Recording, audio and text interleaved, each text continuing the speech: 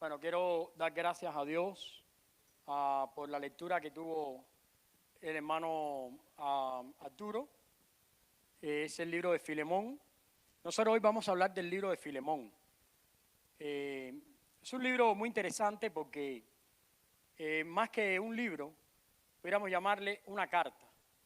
Es una carta que se dirige a personas que conocemos poco de ellos. Sin embargo, la Biblia nos da algunas pistas acerca de estas personas.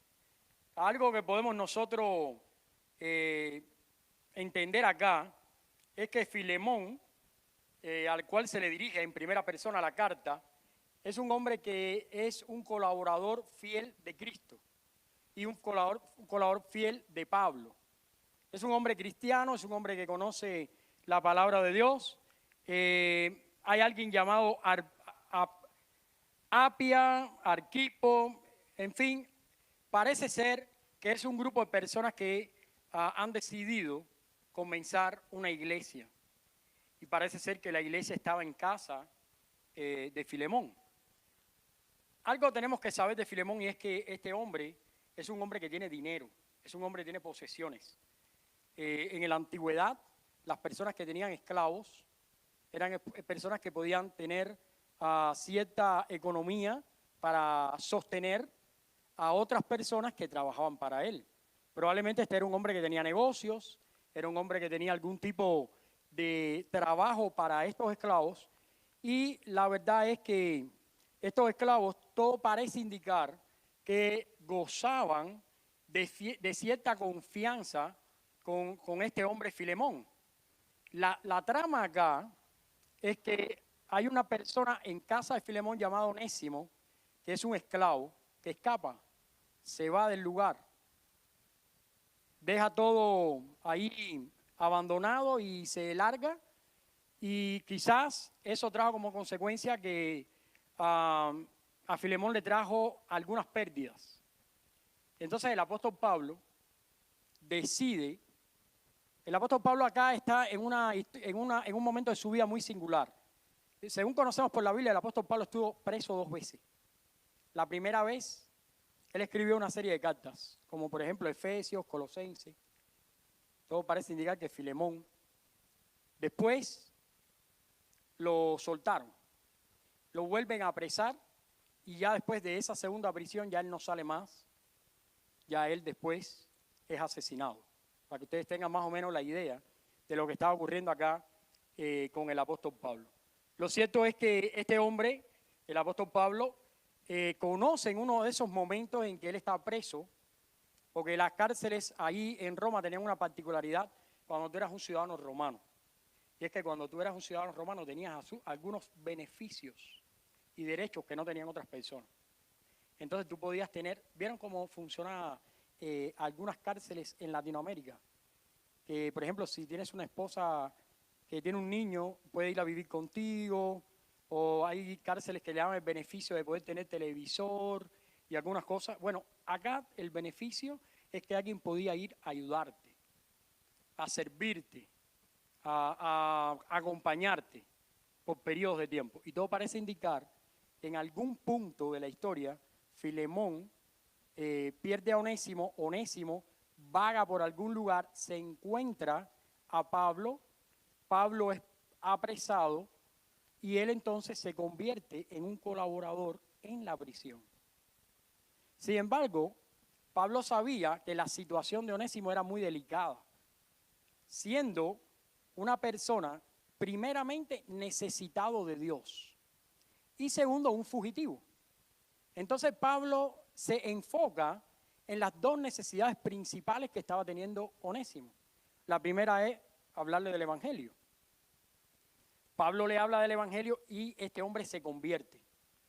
Al esta persona tener a Cristo ya en su vida, ¿qué es lo que hace Pablo? Se da la tarea de resolver el segundo problema que había en la vida de Onésimo, y es hacerlo regresar para reconciliarlo con su familia, con la persona que lo tenía en su hogar, con la persona que le había dado trabajo y a la persona que él pertenecía. Pablo no es una persona que está de acuerdo con la esclavitud, pero la Biblia no habla en contra de la esclavitud, porque la Biblia lo que expresa y enseña son principios superiores a la esclavitud. Por eso en la carta, tú no encuentras una carta, porque hay mucha gente que ha interpretado esta carta como algo político y han querido hacer política a través de este libro. Pero esto no es un libro político, esto es una carta personal que se le envía a alguien para que, basado en la persona de Cristo, en el testimonio de Pablo, de que le está enviando ahora a alguien renovado. Y Pablo actúa como un reconciliador, es un reconciliador. El título en esta tarde del sermón es ese mismo, reconciliadores de Dios. Porque yo creo que si alguna labor nosotros tenemos que hacer es precisamente la labor de reconciliación. Una de las cosas que suceden orgánicamente dentro de las iglesias, y cuando digo orgánica es que suceden y no puede ser controlada, es la empatía. ¿Sabes qué cosa es la empatía? La empatía es que aunque tú tratas a todos igual y todos son tus hermanos, hay ciertas personas con las que tú tienes una simpatía de modo especial, ya sea porque hay algún punto de su vida que toca a tu vida o algún gesto amoroso, cariñoso que te llamó la atención. Esa empatía se desarrolla en cualquier tipo de grupo porque la empatía es un sentimiento social que tienen todo tipo de criaturas. Y nosotros los cristianos también tenemos empatía y empatizamos unos con otros. Y lo que pasa es que orgánicamente esa empatía nos lleva a que empezamos a participar, quieras o no, de la vida de los demás. Y de pronto, cuando se desarrolla una empatía entre una persona, la persona es capaz de contarte fragmentos de su vida, tú le cuentas fragmentos de la tuya, comienzan a compartir y en ese punto comienzas a actuar. O puede ser que le pongas, ¿cómo decir? Puedes o romper las cosas o puedes armar las cosas. Pero la Biblia, el mandato que nos da es el de reconciliar las cosas. Entonces, en esta tarde yo quiero hablar de 4 elementos fundamentales para la mediación. Porque al final, reconciliación no es otra cosa que mediación. Porque si algo tenemos que aprender en la iglesia es mediar. Mediar. Porque de pronto tenemos papá y mamá y hijos, y puede ser que papá, por ejemplo, a mí me ocurrió una cosa cuando Madá y José comenzaron en la escuela, a mí me ocurrió una cosa con Maidita, porque Maidita empezó a enseñarle los productos. Y entonces yo veía que Maidita cogía a Madá por las motonetas y la lava para que le entraran los productos en la cabeza. ¿Saben lo que es los productos? 5x8, 40, 3x4, 12, eso. ¿Saben que eso lo tienen que aprender de memoria? Entonces, pero no le entraba. No le entraba. Y entonces yo veía que había un momento que Maidita se desesperaba y le helaba los moños. Y yo me ponía eufórico. Yo decía, pero eso no puede ser. Y vengo y regaño a Maidita y le digo, eso no se hace, eso no es pedagógico, eso no es la manera de atender a la niña. ¿Cómo tú haces eso? Déjamela a mí que le voy a enseñar los productos. No, hombre. A los 10 minutos, Maidita me la quitó porque la estaba matando a Ope. La estaba matando. Tenemos que aprender a mediar, porque puede ser que en algún momento papá o mamá se expresen desmedidamente sobre nuestros hijos. Tenemos que aprender a mediar porque, por ejemplo, yo no soy suegro todavía, pero lo seré un día. Pero yo me acuerdo de la primera vez que me fajé con Maidita, que la boté para su casa con 3 ventiladores viejos. Porque lo que teníamos eran 3 ventiladores viejos. 3 ventiladores que se le rompieron la cabeza y los tuvimos que arreglar. Y entonces yo me fajé con ella como 3 o 4 veces antes de que ocurriera esto. Y entonces nosotros vivíamos, yo vivía aquí, había un camino y ella vivía en lo último del camino. Y entonces a cada rato, estoy hablando de gente cristiana, no estoy hablando de gente que estaba, no, ya éramos cristianos. A cada rato, Maidita bajaba la escalera con 3 ventiladores y caminaba hasta allá. Pasaba un día, Nos reconciliamos, Mayetita venía con los ventiladores para acá. Entonces, mi hermana, que vivía al lado mío, es tremendista. Entonces llamaba a mi mamá, decía, esa gente se va a matar. Esa gente se van a matar ahí. Ella mataba al marido, pero no importa. Ella decía, esa gente se van a matar un día. Eso es horrible lo que está pasando. Mi mamá decía, no los quiero ni visitar, porque si yo llego y hay que cargar los ventiladores, no voy a cargar con los ventiladores. Pero lo que ocurrió un día fue que Mayita llegó con los ventiladores a la casa y su papá, mi suegro, abrió la puerta y dijo, ¿qué quieres? No, ya Javier me botó de nuevo esta semana. ¿Ok? ¿Y qué quieres? No, ¿puedes entrar? No, regresa. Ya no puedes entrar acá, tienes que regresar. Y él regresó y atrás vinieron mis suegros, se sentaron conmigo y dijeron, no sé, tú la sacaste de la casa, aquí tiene que vivir contigo. Ahora ustedes se arreglan ahí, oren, busquen de Dios, arréglense ahí, pero ya no queremos los ventiladores. O sea, por favor, no más ventiladores. En ese punto fue la primera vez que yo vi a una persona con un espíritu de reconciliación, porque generalmente, ¿cuál es el espíritu que tenemos? Oye, rómpele la cabeza, bótalo, tíralo por el balcón, le compraste un ploy, quémalo, para que él aprenda. Pero un espíritu de reconciliación puede cambiar completamente el panorama de las cosas. ¿Ves? Un espíritu de reconciliación puede hacer que las cosas florezcan. Cuando todo parece que está árido, un espíritu de reconciliación florece. Por eso en esta tarde yo te quiero invitar a aprender acerca del perdón, de la reconciliación y de aprender a ser un mediador. Porque quiera yo o no, no soy el único que voy a dar consejos en la iglesia. Todos se van a aconsejar los unos a los otros. Y si ustedes no aprenden a reconciliar y si no aprenden a mediar, los consejos no van a ir por buen camino. Y pronto vamos a tener una iglesia efervescente. ¿Viste cuando echas Coca-Cola que hace? Así vamos a tener una iglesia, una locura. Mejor orando al Señor, ¿qué hago con todo esto? Porque la iglesia es como los niños. Cuando nacen, mira esto, Angelito, para que tú veas esto. La iglesia es como los niños. Cuando nacen, tú ya no duermes nunca más. Se acabó dormir. Ya no se duerme. Ya no se duerme. Yo cogí una locura tan grande que yo sentía a mis hijos llorar dentro de mi cabeza. Y despertaba a Maidita, ¿están llorando? Niño, que no están llorando. Que sí que yo los oí llorar. Están dentro de tu cabeza. Y me quemé. Y dije, no, me volví loco. Lo que pasa es esto. Que cuando la iglesia, tú la observas, es como un niño. Los problemas nunca se acaban con los niños. Porque tú dices, yo quiero que terminemos esta etapa de bebé, a ver si ya salimos de esto y no tenemos tantos problemas. Pero cuando sueltan el seno y empiezan a comer, empiezan las malas digestiones. Hay que correr para el hospital. Y después tú dices, no, pero si yo lo que quiero es que acaben de ir a la escuela. Y vienen con un ojo morado, ya hay otro problema. Después tú dices, no, pero cuando entren en la high school, es cuando sacan los problemas.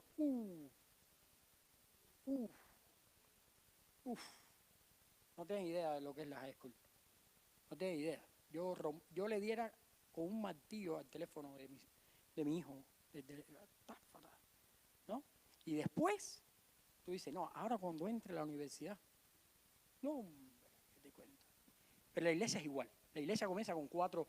Jordi, ¿dónde está Jordi? ¿Está por allá afuera todavía? Oh. Jordi, ¿te acuerdas cuando comenzamos la iglesia? Teníamos 5 o 10 personas, 8 gente. Pero aquí no había problema. Porque 8 gente. ¿Cómo te vas a fajar con 8 gente? Si te fajas con 8 gente, esto es una locura. Y empezamos a desear, ¿qué cosa? Crecer. Pero lo que nos damos cuenta es que como es como un niño, mientras más crecemos, más problemas. Entonces, en un punto, me tengo que sentar, tomar agua y reflexionar y pensar, ¿qué vamos a hacer para resolver los problemas?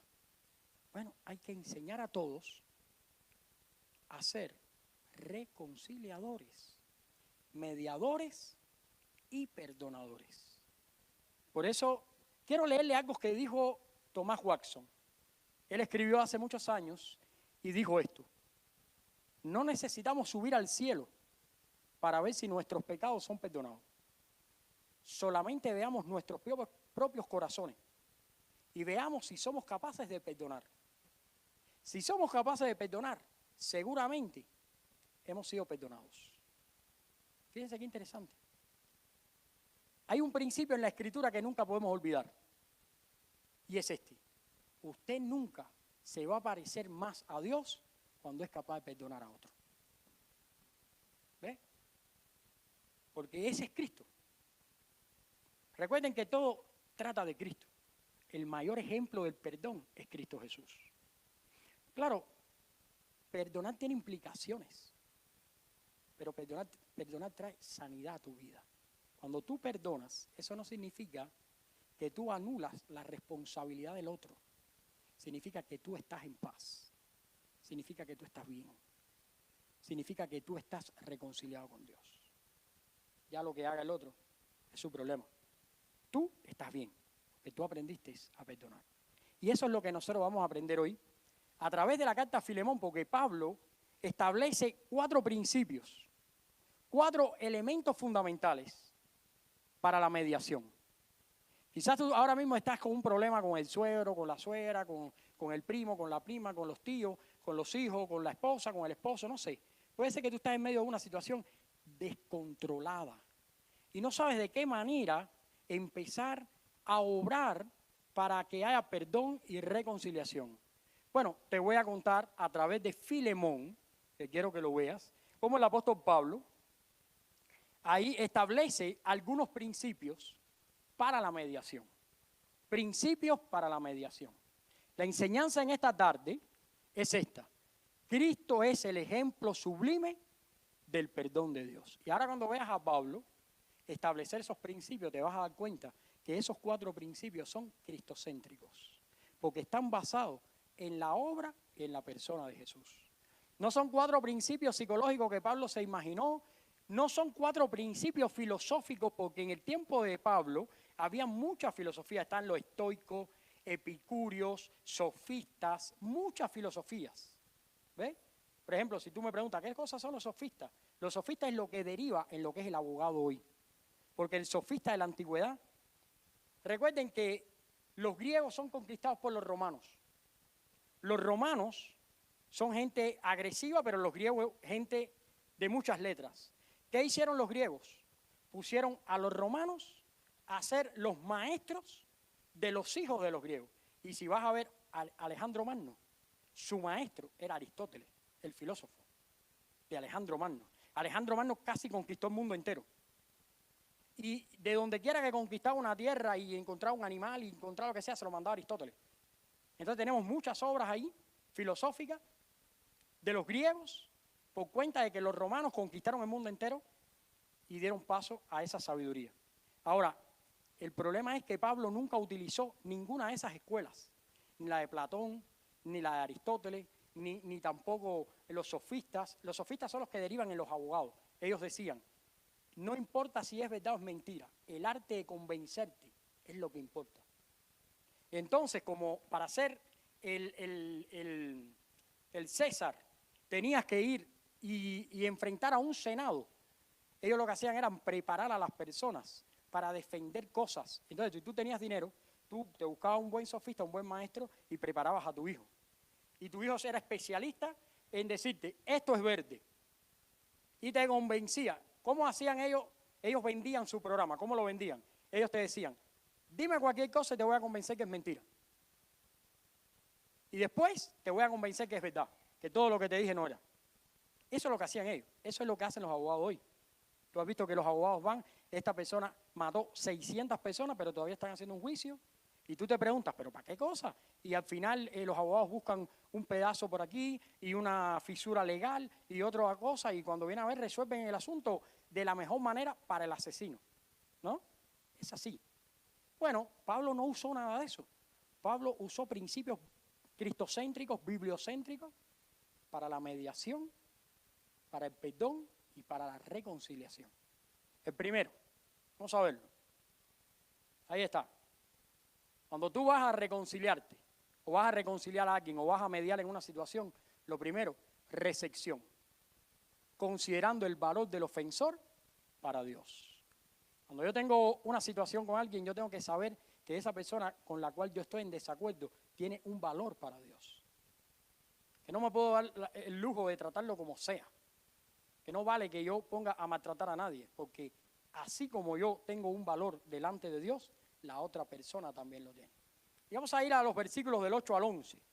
Mira lo que dice Pablo a Filemón en su carta. Dice, por lo cual, aunque tengo mucha libertad en Cristo para mandarte lo que conviene, más bien te ruego por amor, siendo como soy Pablo ya anciano, y ahora además prisionero de Jesucristo, te ruego por mi hijo Onésimo, a quien engendré en mis prisiones, el cual en otro tiempo, fíjate la frase, te fue inútil, pero ahora a ti y a mí nos es útil. Fíjate, cuando Pablo se mete en esta aventura de mediar, él no se pone al lado de ninguna de las partes. Él no le dice a Filemón, oye, aquí tengo el sinvergüenza Onésimo, pero estoy velando que en cuanto nada más me quiera robar, le voy a dar con la cadena que tengo en los pies, le voy a dar yo. No, él no dice eso. Él comienza a decirle a Filemón cosas muy puntuales. Primero le habla de la conversión. Le dice, lo engendré en mis prisiones. O sea, es mi hijo ahora, porque ahora lo gané para Cristo. Este es mi hijo. Pero además comienza a mostrarle a Filemón la utilidad que tiene Onésimo. Porque Onésimo significa, esto es un juego de palabras, porque Onésimo significa en griego el que es útil. Por eso Pablo dice, que es un útil, antes fue inútil, pero ahora es útil para ti y para mí. Eso es lo que él está tratando de decir. Y ese es el punto en la mediación, y es el punto en el perdón, y es el punto en la reconciliación, que uno se tiene que recibir, por eso le puse recepción, porque uno tiene que recibir a otro, aunque esté enojado, porque tiene un valor para Dios. ¿Sabes por qué? Porque tiene un alma. Tiene un alma. Y de esa manera tenemos que ver a las personas. Tienen un alma. ¿Cuál es el valor de un alma? ¿Alguien puede comprar un alma? ¿Alguien puede redimir un alma? ¿Alguien puede transformar un alma? Solo Cristo. Es una criatura de Dios. Es alguien que le pertenece a Dios. Y fíjate, Mateo 16, 26 dice que el hombre puede acumular lo que sea, pero que un alma es lo más valioso que hay en el mundo. Entonces, nunca va a haber reconciliación, nunca va a haber verdadero perdón si no empezamos a ver el valor que tienen los demás para Cristo. Y yo quiero en esta tarde rescatar el valor de la iglesia, el valor de tu esposa, el valor de tu esposo, el valor de tener una familia cristiana, el valor de que Dios te haya dado una oportunidad para estar hoy aquí escuchando su palabra, el valor que Dios te haya dado hoy aquí para entender lo que Dios quiere para ti. Eso tienes que aprender a apreciarlo. Muchas veces vivimos sin entender el valor verdadero de las cosas. Una de las cosas que ocurre en la filosofía es que la gente le da un valor a las cosas que no lo tiene. Hay mucha gente que cambia su vida por segundos de éxtasis. Porque cuando se inyecta algo y alcanza un grado de éxtasis, se siente tan bien, pero dura tan poco, que sacrifican toda su vida para una y otra vez estar en ese momento de éxtasis. O sea, está cambiando lo que es su salud por ese placer temporal. Y no le dan el verdadero valor a las cosas. Muchas veces tenemos una esposa en casa que nos está esperando, una esposa que está pendiente de nosotros, que ora por nosotros, una esposa que nos ha entregado su vida y no le damos el valor. No lo vemos como algo valioso. No lo vemos. Pensamos No, esta vieja que tengo yo. Esto es una gallina vieja lo que tengo yo aquí. ¿No? Decimos así, es una gallina vieja. Y empezamos a olvidarnos del valor de lo que esa mujer ha hecho, de acompañarte toda tu vida, en tus momentos malos, en tus momentos buenos. Es que tú no eres la gran cosa. Así que Dios te está dando más de lo que tú mereces. Porque la paga del pecado es la muerte. Pero hay veces al revés. Hay veces el esposo está tratando de ofrecer, está tratando de comprometerse, está tratando de dar. Entonces la esposa no ve el valor de lo que significa un esposo. Y medimos a los esposos nada más que por lo que pueden conseguir. ¿Cuánto gana este? No, pero con esto, ¿cómo vamos a vivir? Prefiero que estés 80 horas trabajando para ir a gastar el dinero a Burlington en blusas que ya tengo y que no necesito. ¿Cómo amen, chicos? Y empiezas entonces a olvidarte del valor, el valor que tiene tu esposo, que está enfrentando el estrés de la calle, que está enfrentando la vida, que está sometiéndose a trabajos que muchas veces no le agradan para traer recursos a tu casa, y que lo más valioso de tu esposo no es lo que produce, sino el tiempo que está en la familia, el tiempo que está compartiendo su personalidad varonil, el tiempo que los protege, el tiempo que ora contigo, el tiempo que le pide a Dios, el tiempo que te abraza. Ese es el tiempo valioso de los esposos. No entendimos el verdadero valor. Y fíjate que Pablo le dice a Filemón, Filemón, aquí yo tengo a Onésimo. Era inútil, pero ahora es útil. Y ese es el primer paso cuando tú vas a mediar en un asunto. Generalmente cuando tú entras a mediar en un asunto o participas de la vida de alguien, todo el mundo te cuenta una historia desde su perspectiva. ¿Ves? Desde su perspectiva. Entonces, si tú no eres capaz de salirte de eso y ofrecer mediación y reconciliación, tú lo que haces es que te parcializas. O te vas a un lado o te vas al otro. Entonces te olvidas de que ya no eres parte de la solución. Ahora eres el problema agravado. Eres el problema agravado. Porque donde la persona dijo y, tú dijiste o. Y eso trajo como consecuencia mayor furia, mayor situación. Entonces, y esto es orgánico, esto no lo puedo controlar. No puedo tener una iglesia donde yo coja a la gente y le ponga una mordaza. Todos se van en un punto a dar un consejo, a ayudarse y demás. Y eso pasa en la iglesia de siempre. Pero tenemos que tener una perspectiva bíblica y cristocéntrica de lo que Dios nos está permitiendo. Y si te da el gozo, si te da el privilegio de participar de la vida de alguien, sé temeroso y acércate a mediar para la reconciliación. Eso es importante. Porque al final el problema ya existe. Nadie necesita a alguien que venga a sofocar el fuego. Cuando uno pide auxilio, lo quiere que le echen agua para apagar el fuego. Porque para prender el fuego, ya está prendido el fuego. Entonces, es importante que aprendamos eso. Mira, ¿cómo hubiera sido si Pablo le hubiera dicho a Filemón, Filemón, aquí tengo a Onésimo, el tipo es la candela? Como decimos nosotros cubanos, esa es la candela. Está la candela. Se ha querido fajar con 3 guardias. Los otros días me estaba picando un eslabón de la cadena porque la quería vender para ver si compraba pan.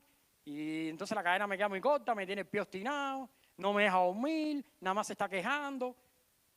¿Cómo hubiera sido la vida de Onésimo si eso hubiera ocurrido? Sería un desastre. Sin embargo, Pablo ejerció la reconciliación. Si vas al Antiguo Testamento te encuentras un Abraham rogando que si hay 10 justos, que no sean destruidos. Si vas al Antiguo Testamento te encuentras a un Moisés pidiendo, Señor, no castigues el pueblo, castígame a mí. Si vas a la cruz te encuentras, Señor, perdónalo, no saben lo que hacen. Si vienes a las cartas te encuentras, nos era inútil y ahora es útil. Entonces, ¿cómo en la vida práctica no lo vamos a hacer? ¿Cómo no lo vamos a practicar? Si es parte de nuestra vida. Es lo más provechoso del Evangelio. Lo práctico del Evangelio es eso. Somos salvos. Hemos sido engendrados. Ahora tenemos que practicar la reconciliación. Tenemos que practicar y empezamos a reseccionar considerando el valor del ofensor para Dios. Pero no todo es malo. Fíjate para que tú veas. Mira este punto, mira este punto. Mira qué bendición tú tienes aquí, qué bendición tú tienes allá. Hay mucha gente que necesita esa claridad porque no la tiene. Reconciliación. Continuamos un poquito más. Segundo punto.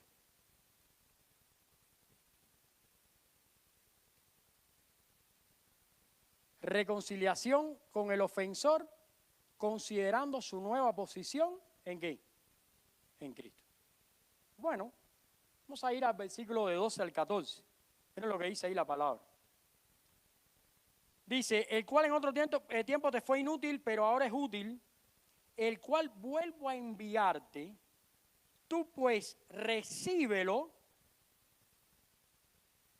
Ahí Pablo dice una frase interesantísima, porque ahí se traduce como a mí mismo, pero realmente está diciendo, recíbelo en mi lugar.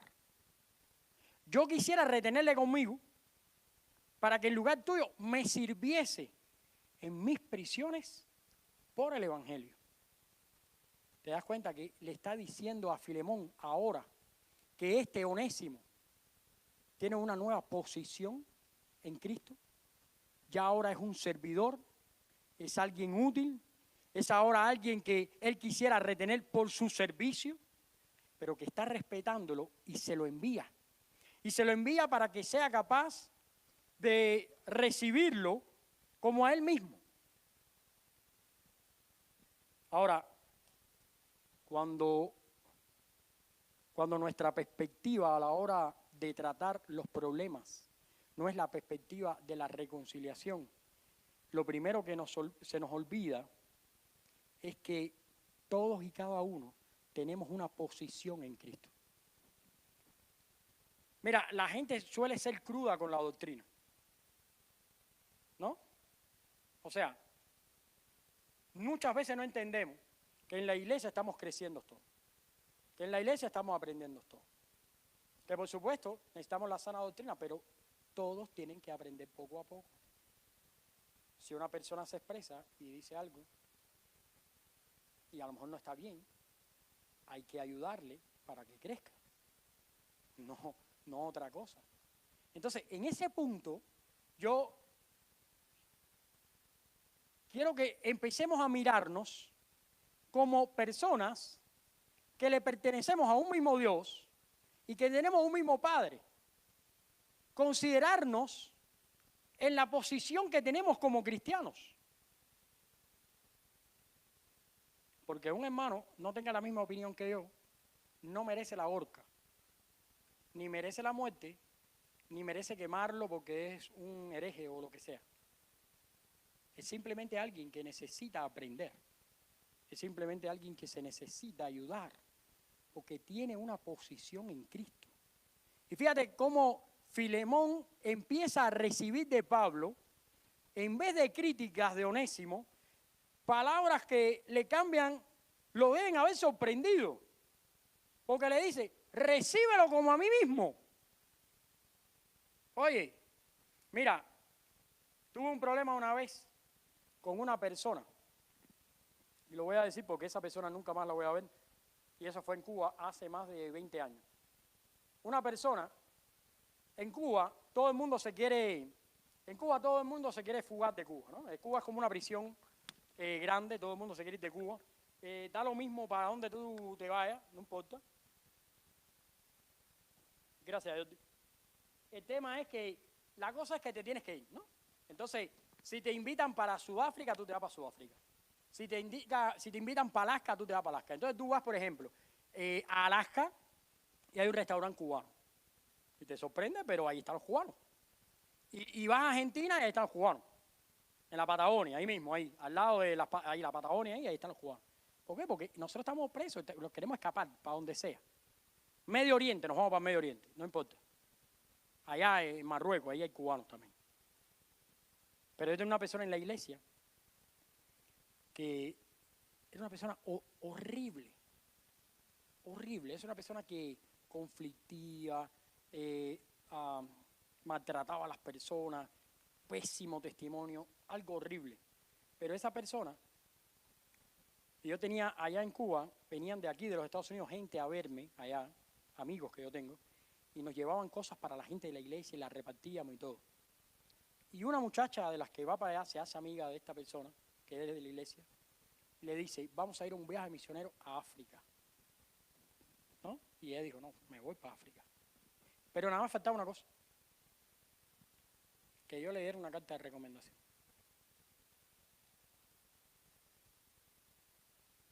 O sea, que yo tenía que decir que esa era una buena persona. Porque el pastor que estaba en África esperándola, yo tenía que darle una carta para que él recibiera a ella como si fuera yo. La persona era de apellido León. Bien puesto el apellido. Porque yo la tuve que sentar y decirle, tú puedes ir a África, pero con mi carta y mi firma, no. Como yo vivía en un barrio malo, el hijo andaba con un cuchillo que me quería matar, que me iba a despedazar, bueno, no sé cuántas cosas me quería hacer. No me importa, pero tú no vas porque yo no te doy la recomendación. Porque tú no me vas a representar a mí en ninguna parte. Porque lo que tú vives aquí, eso nada más ese sufrimiento nada más Dios me lo permitió a mí. Pero Dios no se lo va a pasar a nadie. Es un calvario que tengo yo contigo. Y yo me voy a morir aquí contigo, es muy infarto, ¿no? Pero contigo yo, nadie más. Y aquí yo me asombro porque Pablo dice a Filemón, recíbelo como a mí. ¿Qué transformación tan grande hubo en la vida de este Onésimo? Que se fue, que no sabemos si había robado, si había hecho alguna fechoría, pero se fue. Y de pronto Pablo, una persona tan recta, tan entendida de la palabra, le dice a Filemón, te lo voy a enviar, recíbelo como si fuera yo. Bueno, ¿sabes qué? La persona que tienes a tu lado, recíbela como si fuera Cristo. Porque su corazón es de Cristo. Y cuando la persona es de Cristo, tiene un valor y tiene una posición en Dios. Entonces, ya si la persona no quiere a Cristo, ese es otro tema. Pero si la persona es de Cristo, tiene un valor delante de Dios. Es así. Pero muchas veces no nos damos el tiempo para trabajar en la reconciliación. No nos damos el tiempo para trabajar en esta nueva posición. No nos damos el tiempo para mediar y hacer las cosas bien. Pero fíjense cómo Pablo se tomó el tiempo, cómo Pablo pudo decir estas palabras, yo quisiera retenerle conmigo. ¿No? Yo quisiera retenerle conmigo para que me sirviera en mis prisiones por el Evangelio. Fíjate que el propósito era por el Evangelio. O sea, no había otro propósito. No porque le era simpático, no porque era buena gente, no porque era el contacto que tenía fuera de la prisión y le podía entrar cosas. Viste, cuando yo visitaba las prisiones, en las prisiones nada más hay gente inocente. Y tú no sabes ni por qué están presos. La mayor cantidad de convertidos son en las prisiones. Tú, mira, eso lo saben todos los pastores. Tú vas a una prisión y todos los presos son inocentes. Pero ¿por qué tú estás aquí? Yo, equivocado, me cogieron a mí pensando que era otro. Pero tú lo mataste. Yo no he matado a nadie nunca, chico. Soy incapaz de matar una mosca. Mírame aquí para que tú veas que no he matado a nadie. ¿Y tú quieres a Cristo? No, yo amo a Cristo. Tráeme la próxima semana 4 jabones, 3 pastas de dientes y tráeme 2 camisetas. Porque tu hermano cristiano necesita eso. Tú se las llevas. Y para la próxima semana tiene otro pedido. ¿Por qué? Porque ya esa las vendió para adquirir algunas cosas dentro de la prisión. Entonces, todos esos presos son maravillosos todos. Te dan besos, te quieren, te abrazan. Este es el mejor pastor, este es maravilloso. El día que salen, tú no los ves más. La próxima vez que te vuelvo a encontrar, te vuelvo a encontrar ahí. ¿Y qué tú haces aquí? No, me trajeron de nuevo equivocado. Se volvieron a equivocar conmigo. ¿Te das cuenta? Pero fíjense que aquí no ocurre lo mismo. Aquí este hombre Dios obra una transformación tan grande en él que Pablo dice, recíbelo como a mí mismo, porque este es útil. Y yo quisiera retenerlo aquí, porque es útil para el Evangelio. Para el Evangelio. Bueno, te voy a decir algo. La iglesia es útil para el Evangelio. Tu esposo puede ser muy útil para el Evangelio. Tu esposa puede ser muy útil para el Evangelio. Tus hijos pueden ser muy útiles para el Evangelio. Solo tú tienes que comenzar a reconciliar a tu esposa, a tu esposo, a tus hijos con Dios. Y cuando eso suceda y los acerques a Dios, vas a ver cómo todo eso cambia, se transforma y prospera. Y las cosas son diferentes. Quiero unas cositas que escribí que quiero compartírselas. Es necesario tomar en cuenta lo siguiente acerca de la posición en Cristo. La posición de creyente en Cristo es resultado de la obra de Cristo en la cruz. Llega a pertenecerme por mi fe personal en Jesucristo. En el momento que soy salvo. Es perfecta. Mi posición es la misma que tiene cualquiera de los hijos de Dios. Mi posición está basada totalmente en la gracia de Dios. Esa es una realidad. Porque esa es la posición que tenemos. Y necesitamos tener esa posición y necesitamos apreciarla. Y apreciarnos unos a otros de esa manera. Para que tú veas que la próxima vez que tú no estés de acuerdo con un criterio de tu esposo o de tu esposo, la vas a tratar con cuidado. Porque tiene un valor para Cristo. Tiene una posición en Cristo. Y la tarea tuya no es la de destruir a nadie, sino de reconciliar y mediar para la bendición. Tercero que queremos estudiar. Tercer elemento. Restauración encontrando el propósito de Dios en la experiencia. Mira lo que dice el versículo 15 y 16. Porque quizás para esto se apartó de ti por algún tiempo, para que le recibieses para siempre, no ya como esclavo, sino más que esclavo, como hermano amado, mayormente para mí, pero cuanto más para ti, tanto en la carne como el Señor. ¿Tú viste lo que está haciendo Pablo acá? Le está diciendo a Filemón, puede ser que tú no entiendas lo que ha pasado, pero te quiero hablar que Dios tiene propósitos ocultos con cada situación que has vivido. Es posible que a lo mejor no entendiste por qué él se fue y humanamente mirando esa salida pensaste que era algo malo, pero te digo ahora que Dios estaba obrando. Porque hay muchas cosas que nos resultan, nos pasan y nos suceden dentro de nuestra vida que muchas veces no entendemos, pero de todas ellas tiene cuidado Dios. Y fíjate cómo Pablo se toma el tiempo para decirle a Filemón, ahora mismo tú puede ser que no lo entiendas, pero quizás él se apartó de ti para venir a recibir la palabra. Y ahora yo te lo envío porque me es precioso a mí, pero más para ti. Porque ahora no vas a ser tú el único que va a tener la palabra en ese lugar. Ahora van a ser dos los que tienen la palabra en ese lugar. Y eso es muy importante. Aquí Pablo lo que le está diciendo a Filemón es, te mando a alguien restaurado. Y eso es lo que tenemos que procurar nosotros siempre, la restauración. Necesitamos procurar la restauración encontrando el propósito de Dios con cada experiencia.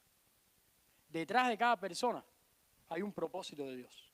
Detrás de cada experiencia hay un propósito de Dios.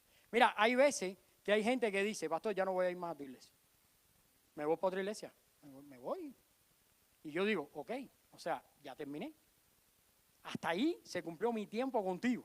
A partir de ahí, Dios seguirá edificándote en otro lugar.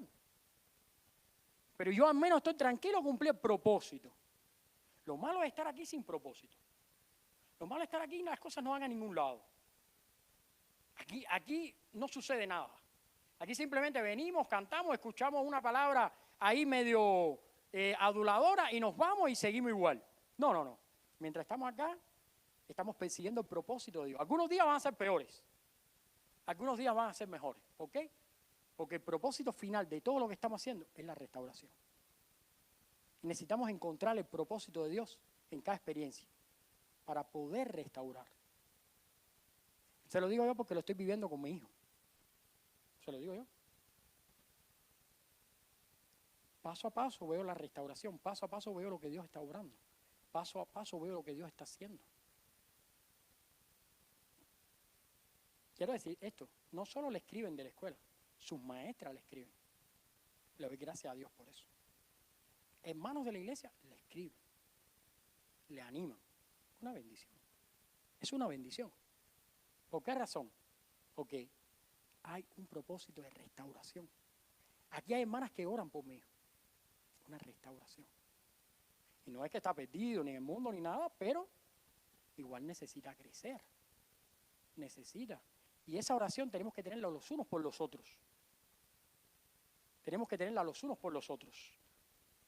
Bueno, el primer y único propósito de nuestras vidas, del cual se deriva toda nuestra existencia, es la gloria de Dios.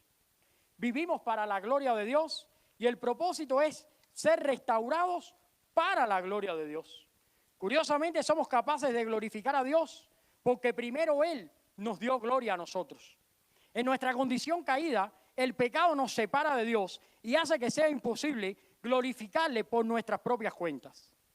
Pero a través de Cristo, a través del sacrificio, a través de su persona, a través de su palabra, nuestros pecados son perdonados, nuestras vidas son restauradas y nuestras vidas son reconciliadas. Hay crecimiento y hay madurez. Y eso no lo digo yo porque me lo invento acá. Eso lo hace Dios.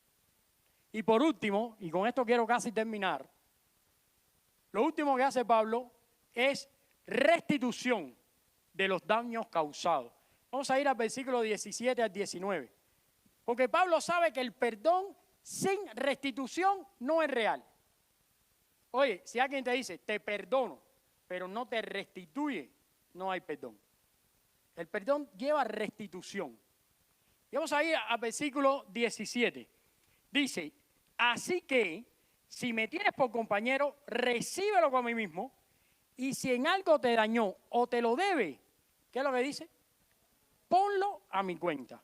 ¿Por qué? Porque Pablo sabía que para completar el círculo tiene que haber restitución.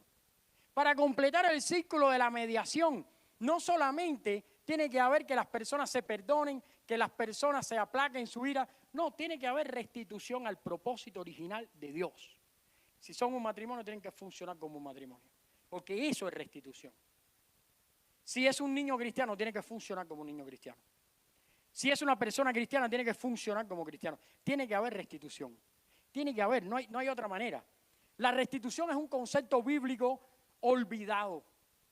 Muchas veces se le habla a la gente de perdón, perdón, perdón, y nos hacemos la idea de que tenemos 1000 convertidos dentro de la iglesia. Pero no vemos el fruto de un convertido porque no hay restitución. Porque simplemente la gente levantó la mano, dijo, sí, acepto a Cristo, me gusta la persona de Jesús, soy un seguidor de Cristo, pero no hay transformación, no hay restitución de su vida. Si hay conversión, tiene que haber cambios y tiene que haber transformación. Y eso, por eso dice Pablo a Filemón, hey, si él te dañó, probablemente lo dañó, probablemente perdió, por eso yo estaba diciendo al principio, es probable que haya perdido dinero, es probable que haya roto algo, es probable que haya dejado de ganar. Bueno, ponlo a mi cuenta, yo te lo voy a pagar, yo quiero restituir. Mira, si vas a Éxodo 22, todo el capítulo habla de la restitución. Si vas a Levítico capítulo 6, todo el capítulo habla de restitución. Es más, el día que Natán fue a ver a David por su pecado y le dijo, hay una oveja, ahí David podía haber aplicado la ley de restitución que está en Levíticos. Solo tenía que dar 6 ovejas por la oveja que tenía. Pero como su corazón era de asesino, ¿qué fue lo que dijo? Digno de muerte, porque ahí no había perdón. Era simple. Por eso Natán le dijo, ese hombre eres tú, ese hombre eres tú. Un verdadero arrepentimiento conduce a un deseo de corregir las injusticias. Por eso el día que Zaqueo fue visitado por Jesús, ¿sabe lo que dijo Zaqueo? La mitad de los bienes que tengo se lo doy a los pobres. Pero si en algo he dañado a alguien, le voy a pagar 7 veces lo que le he dañado. ¿Por qué razón? Porque Jesús le explicó a él, estoy seguro, hay restitución, hay que restituir. Un verdadero arrepentimiento conduce a un deseo de corregir la injusticia. Cuando alguien llega a ser cristiano tendrá un deseo que nace profundo del corazón, una convicción de hacer las cosas bien. Eso incluye restaurar, perdonar, restituir. La salvación es inseparable de la restitución. Porque la redención divina del hombre y del mundo es su restauración, pero es también restitución al propósito original. Porque Jesús no te salva para ponerte en un limbo, ni a ponerte a vagar y a flotar. Él te salva para restituirte al propósito original. ¿Cuál es? Que des gloria a Dios. Que tu vida sea para la gloria de Dios. Porque cuando Adán y Eva fueron creados, su propósito original era que su vida fuera para la gloria de Dios. Onésimo, para poder ser perdonado, tenía que ir y restituir los daños. Hay gente que se aparta de la iglesia y después viene a la iglesia y piensa que es una fiesta. Hay gente que abandona a Cristo, se va y viene y piensa que es una fiesta. No es una fiesta. No es una fiesta y eso no me gusta, no es una fiesta. Primero, porque Dios hay que respetarlo.